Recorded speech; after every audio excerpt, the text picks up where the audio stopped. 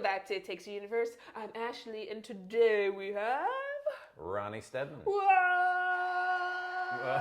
And how long have you been doing the taxes? How long have I've been doing taxes for I think 15 years. Gasp! Professional. Okay, I'm gonna also put all his website info below so you guys can check him out. And if they wanted to do taxes with you and they're not in California, can they still do taxes? Oh yeah, with you can do taxes with me from anywhere. Anywhere. When you're looking at a W-9, I always see these different categories. So I wanted to start by defining each one and then kind of I guess the pros and cons of each. Sure. What's an individual / sole proprietor / single member LLC when you're on the individual would just be, so usually there's line 1 which says who's the taxpayer, and right. That's what you're putting there, right? So if it's just you as an individual, you'll put that. If you're a sole proprietor, you'll put that. Sole proprietor being if you do not have an LLC or a corporation, something like that. So then if you're a sole proprietor, you'll put your name on the line 1. If you're an LLC, you put the LLC's name on line 1. And if you're a corporation, you would put the corporation's name on, and that's C-Corp or S-Corp. Mm-hmm. And then of course with the check check boxes, you'll indicate there. I mean, it's pretty self-explanatory at that point. That's usually that line 1 is what people have the confusion about, because when you have and it's usually because you have a corporation, because it'll say who's the taxpayer, and so you naturally think, well, I'm the taxpayer, and so you put your name on there, and then that means that the person writing you a check is going to write it to you and not to your corporation. So if you have a corporation, you want to have it there. But otherwise, it should be fairly self-explanatory. Okay. So for the first one, for the individual sole prop LLC, it's just your name. Your name, yeah. The single member. So then, what's a C-Corp? And when should pros and cons, and when should one get a C-Corp kind of thing? Oh, well, typically for actors and creatives, writers, you would most likely want to have an S-Corp, not a C-Corp. C-Corp an S-Corp is what's known as a pass-through entity, meaning, I'll try to, let's see, so meaning that the income that goes into the S-Corp passes through and gets taxed everything on your personal return, whereas a C-Corp is a separate entity, so it has its own set of taxes, and the only way to get money out of a C-Corp is to payroll that money out. So if you go with a C-Corp, you might end up losing money versus gaining any sort of tax advantage, because you get a double taxation, because your C-Corp gets taxed, and then when you payroll the money out, you're getting taxed again on that. God. So we don't want double. A lot of people are always like, if you make $1 from your business, from acting, you get an S-Corp. Yeah, right. Literally, and I'm just like, no, I've talked to my tax guy. Yeah, don't do that. And it's a certain amount of money consistently. So yeah, I guess, again, what exactly, since we're okay, C-Corp, not really maybe for creatives. S-Corp, and then when should someone get it? Because some people are advocates for getting it right away, and I'm trying to tell people chill. Right, yeah. No, you should chill. I mean, I would say, to start it off, I would say, first of all, always get advice. So whatever I tell you here is just the sort of thoughts and guidelines, and then find a tax professional, get advice from them before you start an S-Corp, because what often happens is that people don't know what they've gotten themselves into if they follow that advice. And I've had quite a few people come in and have started an S-Corp, and they maybe shouldn't have, because they didn't realize that they have all these fees. They got to pay California $800 minimum every year just for the pleasure of having a California corporation. You get to pay them $800 at the minimum, and then you have a corporation tax return to do, which currently my rate for that is $750. That you're still doing a personal return on top of that. You have to run payroll, so that's a cost. you probably want to have your books done, because we can get into that later, but like books are a little more complicated with a corporation. And so, you're looking at like a few $1,000s worth of expense if you're not getting the tax savings from having the corporation to overcome that expense. Then all you've done is cause yourself some trouble, is give yourself more trouble than it's worth. So wait. But you get to say, I have an S-Corp. Right, exactly. So that's the don't let your pride right cost you too much money. And what's a partnership and what's a trust estate? Like, why is that even? I'm like, what is this even? Well, if you have a trust estate, you'll know that. I don't even deal with those. But a partnership just means you have you're in business with other people for it, but you co-own a particular business, and that could be an LLC taxed as a partnership, or it could be just a general partnership. And it just means, like, if you and I were like, let's make a comedy team, you would be the star. I'd be like the straight guy. You'd be the funny one. It would be if we said, let's make a comedy team, and we'd like went around all over the place and like did a thing, and so the money that's coming into that, but then we have our own projects. I'm doing my accounting, you're doing your other stuff. Then that thing would be like its own separate business. And so all the money that comes into that, we would own together, but then it also is a pass-through, so the money would pass through from there. So all the money and the expenses that come into that would happen on it. And it's also like, it's a fairly complicated scenario, because those confuse people all the time. Jumping into a partnership can be messy. I think that's a good way to put it. What's the EIN? And then how do you know when you're filling out, like you said, on the W-9 of like, it's your name or your business name? Is it your social or your EIN? Right. Like, well, if you have a corporation, then you would fill out the EIN, because that's the employer identification number. And the whole point of an S corporation is that you're being loaned out to the studio or the production, and so they're paying into your S corporation. And so you don't want your Social Security there, because they'll pay you, and because they're going to go by that number and they're going to pay you if they put your Social Security number. So that's going to be the same for an LLC, even if it's not taxed as a corporation. Also, you might have a DBA. If you have a DBA is just a sole proprietorship, but it's with a mask on it of it. And so that way, with a DBA on line 2 of the W-9, you would actually put the DBA's name. So you put your name on line 1, the DBA on line 2, and then you put an EIN number there.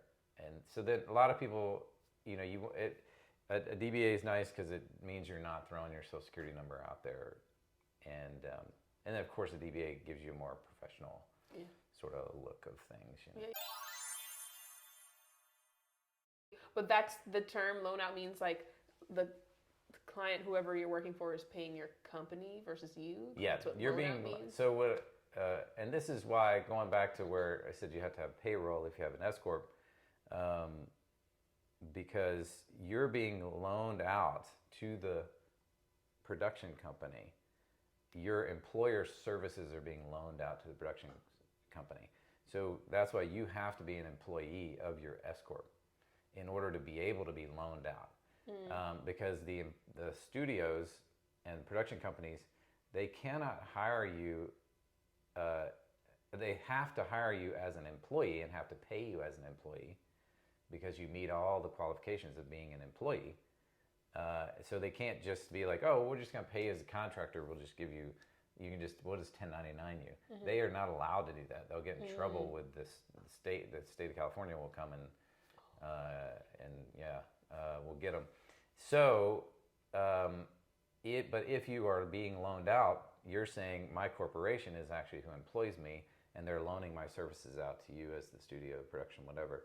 And so then they are allowed to then pay you like a 1099. sort of style. Oh, But that means, because they're saying, hey, you're telling me that you are an employee, so those employer taxes are going to be happening. You're being paid properly as an employee, and so then your company, your loan out, your like corporation, which is the loan out, is now going to go through all the necessary processes of paying you as an employee. What's the difference between a W-4, and then if you fill that out, what form are you going to get in the mail for the taxes? And then what's a W-9? And when you fill that out, what form do you get in the mail for that? So I've heard it said this way: it's W-4 means you're going to get a W-2, and a W-9 means you're going to get a 1099. So I guess you can put the nines together, and the W-4 and W-2. I don't know. Somehow that works. Anyway, so if you get a W-4, and people get that confused because they get a W-4 and W-2 confused. Right. But like a W-2 is what happens if you fill out a W-4, because a W-4 is if you're being paid as an employee. And real quick, a lot of people ask, how do I fill out the W-4? Because they changed it a couple of years ago, and it's kind of confusing. And what I say generally is just fill it out as, even if you're married, I say fill out the single married filing separately box, and then just sign it. Because you can try to do all that stuff in the middle, but usually entertainment, like creatives, all the stuff in the middle is going to be very hard to come by because you never know where. Yeah, because the money's it's asking for like, what are your other income sources, and I'm always like, I don't know yet. Yeah. So if you had two jobs and you knew what you were going to make, you make $50,000 on this one and you make $30,000 on this one, then you could fill that middle section out. Or if you were married, you could mark the married filing joint box, and then in that middle section say, my husband makes, $70,000 and I make $90,000. So then that stuff would be, then you can fill that out. But I would say, as it is, you just have to. And another little caveat is that the reason I would say you just mark that box and then you mark the single box is because you want them to take out more tax. You want them to take out the most taxes, because what happens with creatives is that you often have 10 different W-2s at the end of the year, and they're all taxing you based on you're in a lower spot in the tax, in the tax brackets. So like you have marginal tax rates, and so you have to make a certain amount of money to jump up into, say, the 12% or the 22%, and of course, like you go on and on up from there.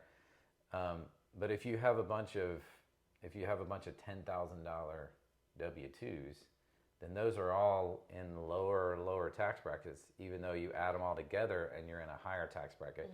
So those people taking money out are often not going to take out enough. Because they're thinking that's what you're making for the year. Because their systems only are. Now, if you work for cast and crew, if you get cast and crew, entertainment partners, Disney, all the big studios, like on the theatrical side, they'll take out reasonable amounts of money. They'll usually take out 22%. Usually they'll take out 22% federally, and then I think like 8 or 9% state. But commercials are always the downfall, because if you work for, and especially Extreme Reach, they do not take out money. And How's so that allowed? it shouldn't be. I don't know why they do that, because a lot of times they won't take it out until you've made like, say, $12,000 or $13,000. And so they are treating it as if you're their only employee, which is fairly normal if you're in the other parts. If you're in the non-entertainment parts of, if you just have like a job, I don't know, whatever, like just a regular W-2 job, that might happen. But usually even then it doesn't happen, because they're going by each paycheck. They're estimating that paycheck means you're going to make this much for the year. So it's just very confusing.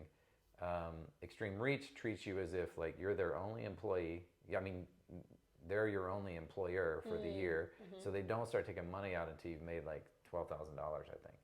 And that's just so I see people get burned all the time, where they end up because they'll have during our last text. Yeah, there we go. Yeah. Okay. And certainly don't exempt yourself on the W-4, because then that means that they won't take any taxes out, and then you have to pay those taxes sometime. So you will have to pay them at the end of the year.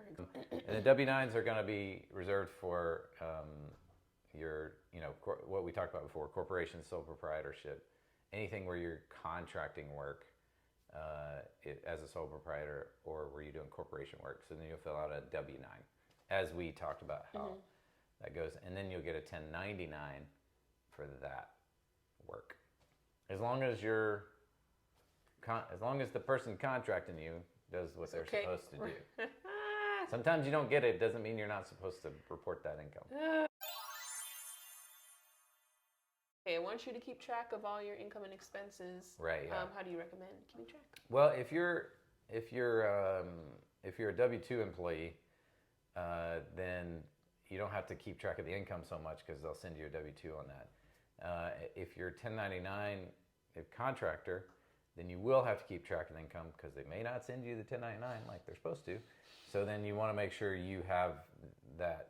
And then if you're a corporation, if you're in the S-corporation, they're not even required to send you a 1099. So you have to make sure you're keeping track of everything. Because they're not required. Some do. Some send them anyway, but they're not required. So you cannot depend on the 1099s to tell you how much income you had for the year. Oh God.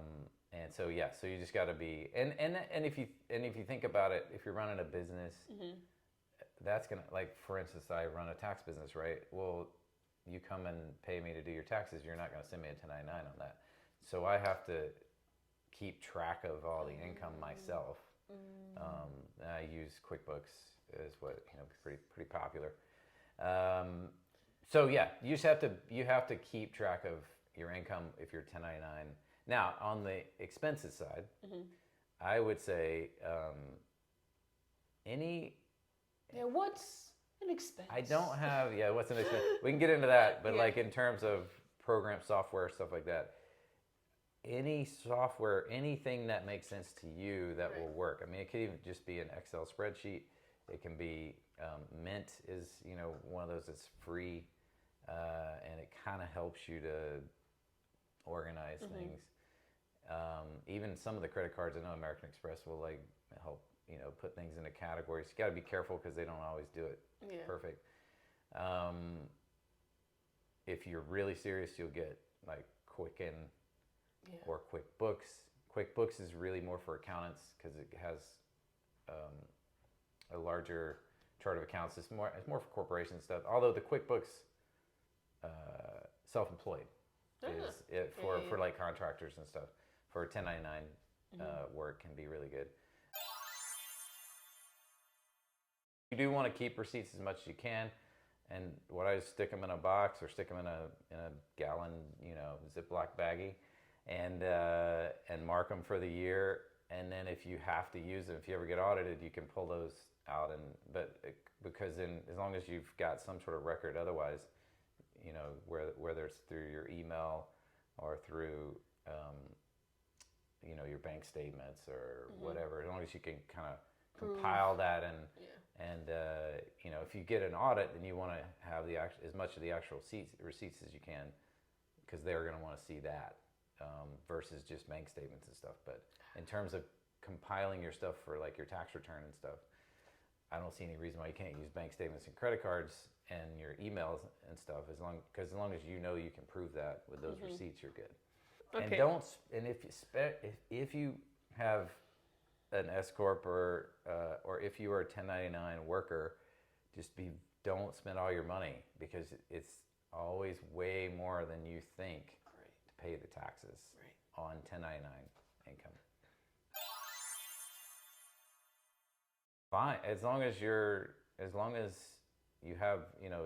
just put in that work and you can go and do that, you don't necessarily need a bookkeeper. I think when you have a corporation, that's when it gets more important to have to probably have a bookkeeper at that point, because it's more about the complexities of when you have a corporation. You now have this entity that's not you, It's like you own it. You're the owner of it, and you're an employee of it. But it's like this separate thing that's not you.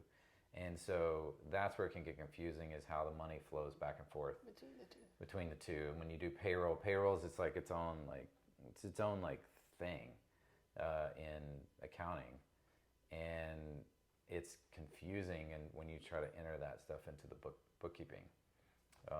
Because things are going into liability and equity accounts and things like that. Yeah, exactly. It's not just like, when you don't have a corporation, when it's just your own stuff, you're just going through your stuff and going, was that a business expense? Was that a business expense?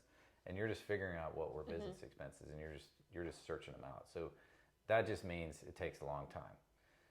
But when it's corporation, it's like that gets confusing, because the numbers you see going in and out of your bank account may or may not be income or expense. What qualifies as a business expense as us actors or creatives? And then can I write off W-2 income, or can I only write off 1099? Right, yeah. Anything that is an expense for your career is a business expense. But it has to be an expense for your career. So using your common sense a lot of times helps, because so if you go to get headshots, if you go to if you're creating a reel, if you have to drive all around for auditions, then the mileage is an expense. We can get more into that. Like even just the Schedule C on a tax return has categories for you that it spells out. But for actors, for creatives, writers, actors, and even other expenses, you can look at my tax packet, which is free to see. I'm gonna link. On my I have some here. If you're there wondering, you go. Yes, if you want, it's okay. So I'll go to this one, like cell phone for business, internet, viewing research, coaching lessons and classes, casting websites. So expensive. Trade publications, audition, meeting expense, union dues, software subscription for business, makeup and hair, the headshots. So yeah. But then what happens if it's like, okay, so yeah, clearly my headshot is an expense. Clearly I bought these softbox lights. This is an expense. But then what happens when it's both, I use it for both acting and personal. Like I use my phone for self-tapes, but then I'm internet. also, and my internet I'm using to upload my self-tapes, but also watch stuff.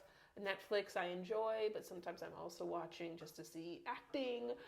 So what happens then if people are like, well, this is half personal, half business? Yeah. What should they? So you just take the percentage that is for business. So if you use yourself for personal and for business, and it's like 50% of the time it's used for business, then you would take 50% of it as a business expense. And the same for internet. I would say for viewing like Netflix, cable, any of those. Does anybody have cable anymore?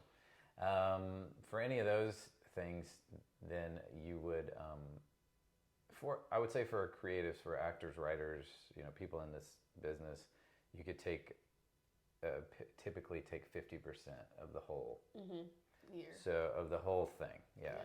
So like half of your Netflix, half of your, Apple TV, that kind of thing. And the idea there is that unless you're writing down like what you learned from everything each time, the IRS isn't going to, they don't like to give us any of it, because they say, well, everybody's got Netflix. But what we come back to them and say is, well, we have to have it. And not everyone has it. Because especially these days, people are canceling their Netflix, right? So so you don't have, but for us, we feel like we a lot of times you have to have Netflix, and you have to have Disney Plus, and you have to have Apple TV, and you have to have whatever it is that you feel like you have to have. And so yeah, you might be watching some of it just for pleasure, but even then, there's probably some element of that where you're picking up, you're learning, you're like absorbing. So it goes down as a research expense is the idea. Right. It's like it's a learning or research. You're like researching for your craft. And that being said, that also applies to like what we're doing now. We're in my living room. That's right. So when people are like, oh, because I live in a 1-bedroom, so part of me is like, I'll just write off my 1 bedroom. But he's like, unless it's just your office, you cannot just completely write off your whole bedroom. So how do people navigate that now that we're in the world of self-tapes? So we're here a lot more now, and we're doing Zoom callbacks. So that's kind of like the same thing where it's personal and business. So we're choosing a percentage of our rent that we're using.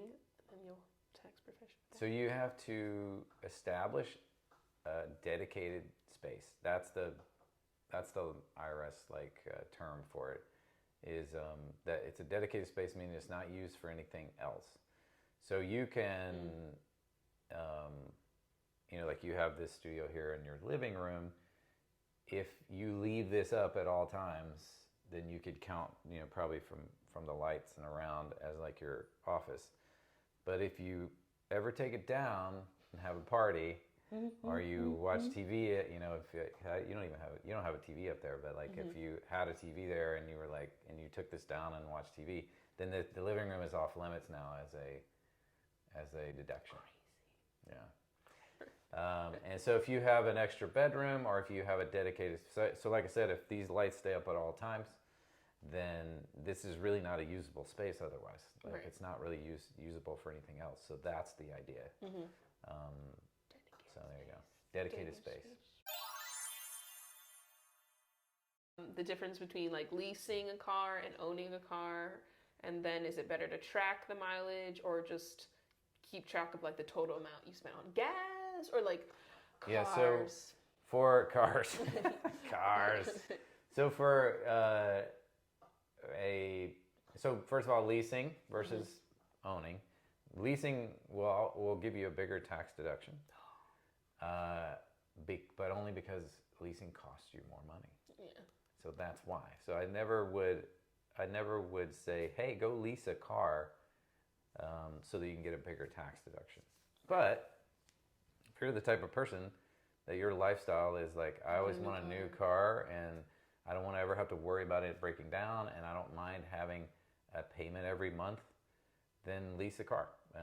And it's more of a lifestyle choice, I would say.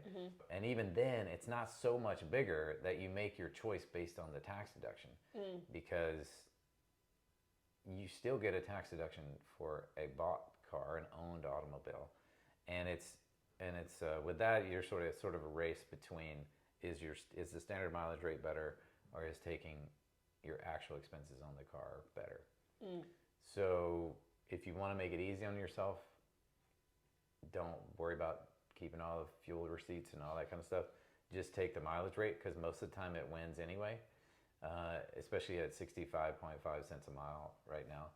So that means if you go 10,000 miles, I should say, probably not going to have 10,000 miles of business, but let's say if you have 1,000 miles of business, that'll be a $655 deduction.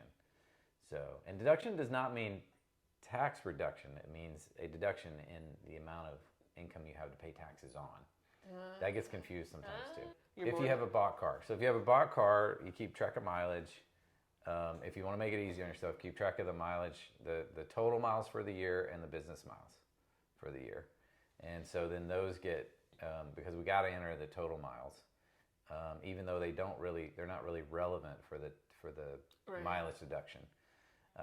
But the business miles are the most important thing.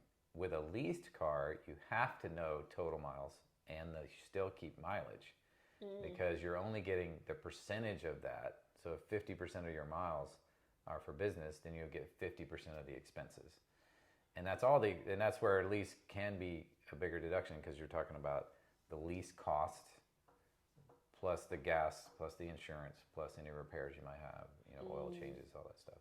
And all that matters. I didn't know I could write all of that off. If you have a lease, yeah. Oh my gosh. That's all like if you have a lease. So if it's owned, no. If it's owned, if it's owned, most likely you just go with the mileage, just make your life easy. But the difference between a deduction and a credit. A deduction means you're reducing the amount of taxable income. So if you're, and that's why I would say you never want to chase deductions by spending more money. You spend money if you need to spend money to make your business run and to do, but you don't spend money so that you can lower your taxes, because your tax rate, let's say if you're in let's say you're in the highest tax rate, you're in a 37% tax rate. You still, and then that means you're going to pay another 9.3, and so let's say you literally have a 50% tax rate. If you go spend $1,000 on something you don't need, just for a business expense, you're going to get $500 of it back in taxes. So you're still out $500 for something you didn't really need. So there's no reason to go to chase after tax deductions, unless you really need the thing. So if you need a computer, and you can look at your tax deduction as a discount. So if you need to get a new computer, and you're good at, maybe you're you like to edit things, and you like to make your own stuff, whatever, and so you're like, well, I'd really like to get that more expensive, that $2,500 computer, but man, well, then you can look at the as a tax deduction. You go, well, if I'm in a 22% bracket and another 8%, so I'm getting 30% off of this, so I can, at the end of the day, this is really going to cost me $1,700 or whatever that might be. Then that's the way you can kind of look at it. But you're still out $1,700 in that scenario, or $1,500 or whatever. So you don't want to just spend money. So I don't know if you can define exactly what tax bracket is. Is it really just the earning, and then how much you should be saving aside for taxes? Yeah. So with your marginal tax rates, this was known as marginal tax brackets. So your first, we've all heard of the standard deduction at least, and that right now is almost $13,000, which means that your first $13,000 you pay no taxes on. So if you only make $13,000, now this doesn't apply for 1099, but let's say a W-2 worker making $13,000 is not going to pay any taxes on that. But then as soon as you make over that, you go into the 10% bracket. So then the next, and I'm just going to throw out, I could be wrong here. I think it's the next. I think it's like the next $9,000 or $10,000. You're only paying 10% on that. But this first 13, you still don't pay on that. Right. So let's make it easy. Let's say if it's $10,000, then you'll pay $1,000 on that next $10,000. So you made $23,000 in W-2 income. You'd probably have about $1,000 in federal tax. Then you go to the 12% bracket. So, and that bracket is about, I'm trying to remember how big that is. It's maybe like 20 or 20, it's maybe like 20,000 or something. I can't remember. Yeah. Anyway, you can look up the brackets and you'll see what I mean. So then that section of money is taxed at 12%. This is where the big shocker comes in, because then it jumps to 22%. So it's a 10% jump from 12 to 22. Yeah. That's what that means. All this time I was like, I didn't get what this means. Yeah.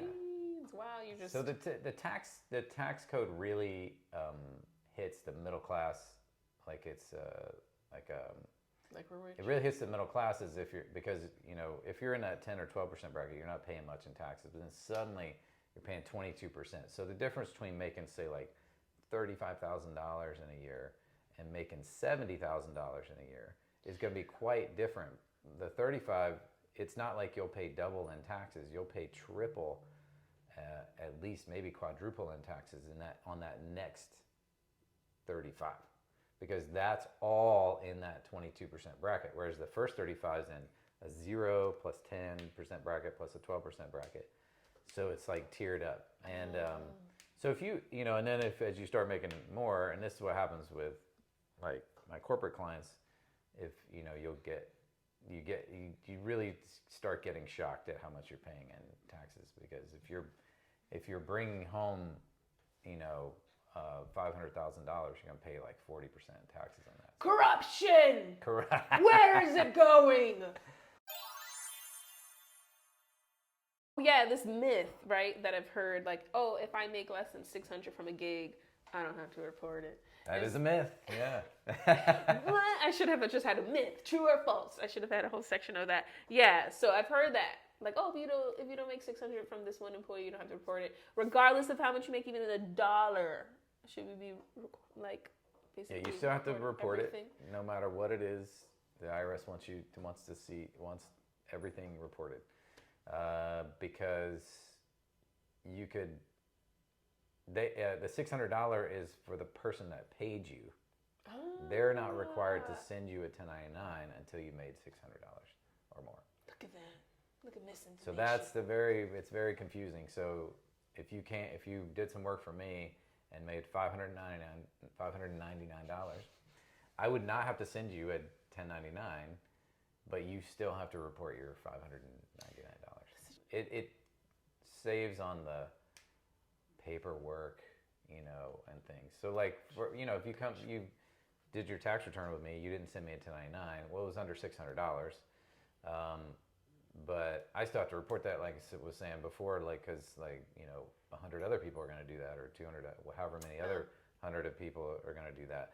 So I can't just nobody gave me a 1099 and everybody was under six, so I can't just not report that income.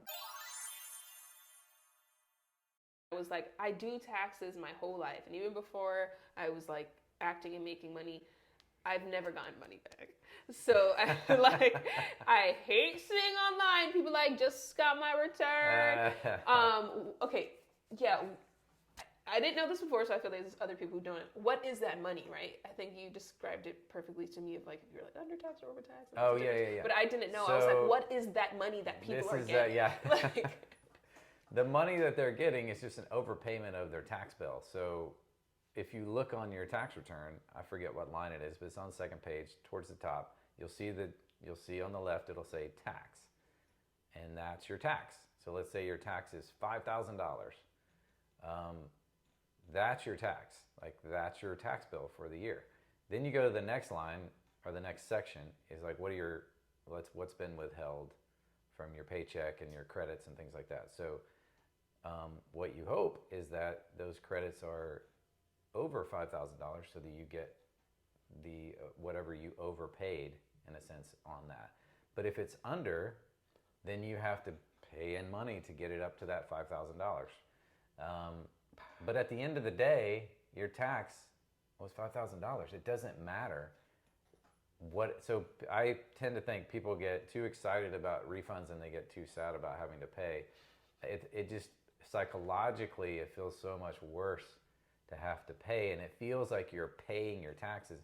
You're really just shoring up your tax bill. You're paying what you owe on your taxes, in a sense. And when you get a refund, you're just getting a refund of like, you still paid $5,000 in taxes either way. It's just a matter of timing. But like, what happens? How do I file taxes if it's in another state? We'll just say this is the United States. I don't know who's watching. We'll just say United States. Like, I've worked for jobs in Texas, or maybe you booked something in New York. So how do you file taxes for out of state? But then what if you're like, I just booked a lead in a movie and it films in Spain for 6 months? How do you do taxes for that? So like out of state, but still in the U.S., and then international jobs. So it's much easier within the U.S., but it's all the same principle, is that you're going to get credit for what you pay in another state or another country. You're going to get credit for that in either the U.S. or on your California tax return. So if you go shoot something in Georgia, which happens a lot these days, you're going to pay. Georgia wants to make their money off of what you made there, so they're going to take money out of your paycheck, and then when you do your taxes, you'll do a Georgia tax return as well. You'll do a non-resident Georgia tax return on top of your California and federal tax return. And then that'll decide, so let's say they took out, $500 from your paycheck in Georgia, but then your Georgia tax ends up only being $300. So then you'll get a $200 refund from Georgia, and then the $300 that you paid in Georgia will be a credit on your California return. against your California taxes. So you'll get a 1-to-1 credit, but sometimes you don't get the whole thing. Like sometimes it might not be the full $300, but you'll get some credit in California for what you paid in the other state. Yeah. And then same goes for foreign, except now we're talking about the federal return. If you go to Canada or Spain, then they're going to take out, most countries are going to take out money out of your paycheck. And in Canada, I know they take out 23%. Then on your federal tax return, you'll get a foreign tax credit for the money that they took out in Canada. But almost never do you get the full foreign tax credit because Canada's taxes are higher. And so the U.S. is not going to give you credit on money where they would have taxed you less. So you'll get, so if Canada took out like, $5,000, you might only get $3,000 as a credit here because the U.S. would have only taxed you $3,000 on that. Like we were mentioning, I guess one day some people might marry and have children who are in the industry. I've done it myself. And then you said, wow. Yeah. How is that? I'm like a unicorn amongst the people you know. Right? So how does, like, say two actors are living together, because I've never, checked that box of married, are taxes drastically different when you're married, or is it kind of like the same where both of us keep track of our shit? And yeah, you still would keep track, but at the end of the day, the IRS looks at you as one person under the law once you're married. Oh. And so you're just filing a single tax return, married filing jointly. Most likely, in some cases, people will do the married filing separately, but that usually there's not usually any advantage to that. It's usually for some other reason that they're doing that. So, but you still would keep your own sets of track of books and stuff for your businesses because one of you might have a sole proprietor business and the other might just be W-2 or maybe you have two different sole proprietor business, or maybe one of you has an LLC, or maybe one of you has a corporation. So you still, with that in mind, you still would keep your own separate track for your business expenses, because that on the return you'll have separate, spouse or taxpayer stuff that you can fill out. I did not know. Yeah. They were seen as one. And so then the eyes of the law. Eyes of the law. And in the eyes of God, if you're depending on your religious affiliation. You have no identity. You are one person. You are one person now. So is that the same now than for kids, or is it is there a difference between, like, say, a regular mom, regular job, and then she has an actor kid versus like an acting mom with an acting kid, or is it No, I mean, if you have an acting kid, then that kid may have to fill out their own tax return. So if a kid makes money, then a kid has to do a tax return. I mean, if they make enough money to over 13 of having to over 13, or if it's 1099 income, or if anybody took money out of their paychecks. So like they may not be required to file if they made under 13,000, but if there's money that's been withheld from the federal or state, then you want to file to get that money back. They're like, do I need to get a different corporation or LLC if I do dancing here and then I'm an influencer here, or is it all the same thing? And some people I used to train, some people are like personal trainers. So in my brain, I'm like, those are two different things, or I'm acting and the training is my like side hustle. Can that all just be encompassed? That could be under one? Your corporation has minutes, and you establish it to do certain things. So like if you could probably broadly say entertainment services for all the dancing and juggling and all that stuff, writing, acting, all that. But if you're also a personal trainer, then you would just add that as a service that your corporation provides. If you want to put it under there, I don't see any reason why you'd have to have two corporations for that. Okay. But always seek advice on that. I'm not a lawyer, so I would caveat that with saying I'm not a lawyer, because that gets more into like, that does get more into like legal. I've talked to lawyers about it, and that's the understanding I get from it. So that's not official advice, I would say. But my understanding of it from like it kind of makes sense. Like you shouldn't have to create a whole new business for every single thing that you do. Right. Summary, Usually actors are like Sopra kind of vibe, and then S-Corp. You would recommend waiting for an S-Corp. Start talking to your advisor, your tax professional. I would say when you're hitting like $70,000 consistently, or if you know that's coming. Like if you get a series, then you really want to talk to someone like immediately. If you get a series, because you know now you're gonna make, even on the low end, if you're getting like a 10 episode series, you're probably going to make $150,000 on the low end. So that's already going to be enough, especially if you're paying an agent, manager, lawyer on that, or even just agent, manager, or even just agent is probably worth it there. So, yeah, you start getting it. But then beyond that, it's so hard with commercials to know, because you never know how much you're going to make. It might be worth the risk of incorporating if you become a spokes for something. So like if they're like, we're shooting 5 of these, then you probably want to do it. Because at the end of the day, even if a corporation costs you more money than you saved, you still might have gotten some value out of it. So let's say if a corporation costs you $3,500 to run in a year, you're never not going to get no value and lose all $3,500 because you just may have only gotten like $2,000 if you didn't make enough money, if you didn't have enough deductions to like make it worth the whole thing, or maybe you only got 3. So it's just once you've started a corporation, you're probably going to have it for a little while, and you might have a down year or something where you don't, where you don't feel like you got the full value out of the corporation in that year. Pros and cons. This business kind of does. When you're good. When you're not good. Filling out W-2 means you get a W-4, right? Right. Okay, I'm not crazy. Yeah. Regular employee. Then filling out W-9 means you get a 1099, and that's usually what you can write off. You can only write off the 1099 stuff, not the W-4 stuff. You can write off the well, that's a good thing to hit. You can write off your W-2 deductions. It's just that you won't get anything for them on the federal tax return, but you still can get something for them on the California tax return.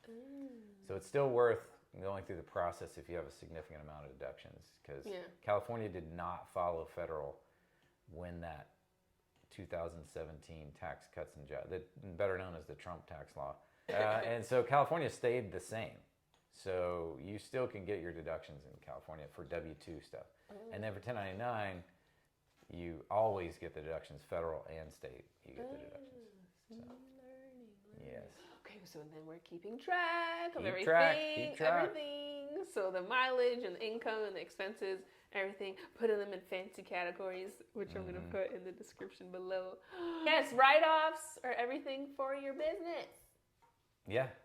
And then for the things that are kind of personal too, you'll determine a percentage, yeah, exactly. And you can use it, you can she'll put if you want any ideas for that stuff, like the packet is a good start to like look at like what, how write-offs work and things like that. I think the big thing is always just keeping everything organized, and I think then you won't be stressed, because once you keep track of everything, then you can just ask your tax person for help. I think most people aren't tracking things, so that's why at the end of the year they're like stressed. Being said, what's your website? It is rsteadman.com. rsteadman.com. Yay! Thanks for your time. All right, you got it. Thanks for having me.